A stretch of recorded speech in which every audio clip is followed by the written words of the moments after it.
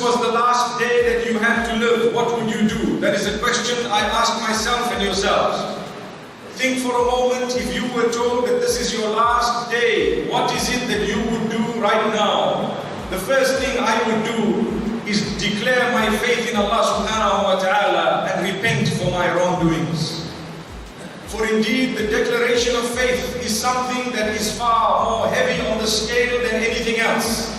There are so many narrations. One of them makes mention of a man who will come on the day of judgment with 99 files full of evil, and they will be put on the scale, and all those evil deeds will be on the scale. He would look and think that there is absolutely no hope, and as he is imagining that this would be his doom, suddenly a little card comes out of one of the files. And the card has on it the inscription of La ilaha illallah Muhammadur Rasulullah. May Allah's peace and blessings be upon all the messages that He has sent to us. This inscription would bear witness that this man had uttered these words with complete conviction once in his life.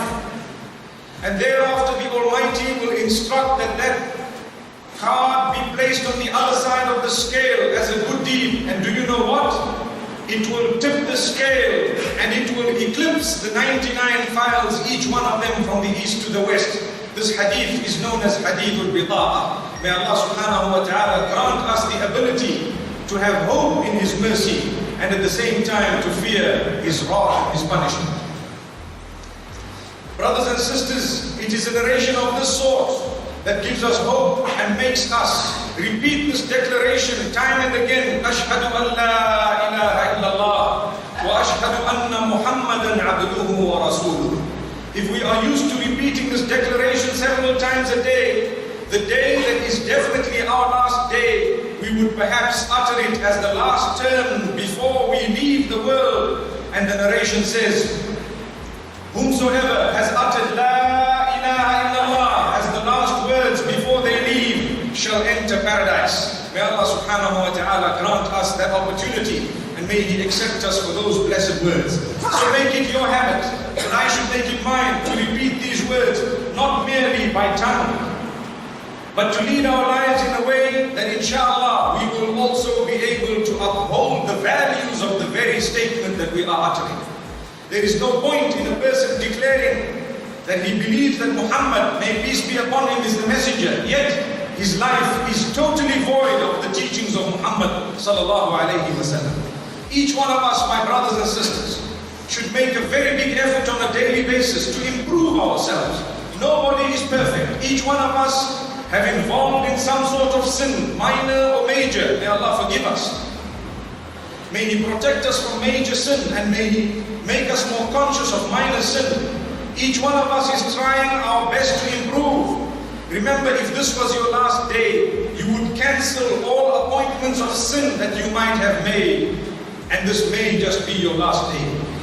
This would mean that anyone whom, out of the fear of Allah subhanahu wa ta'ala and the love for Him, cancels any of their sinful appointments or deeds, they would definitely earn the pleasure of the Almighty.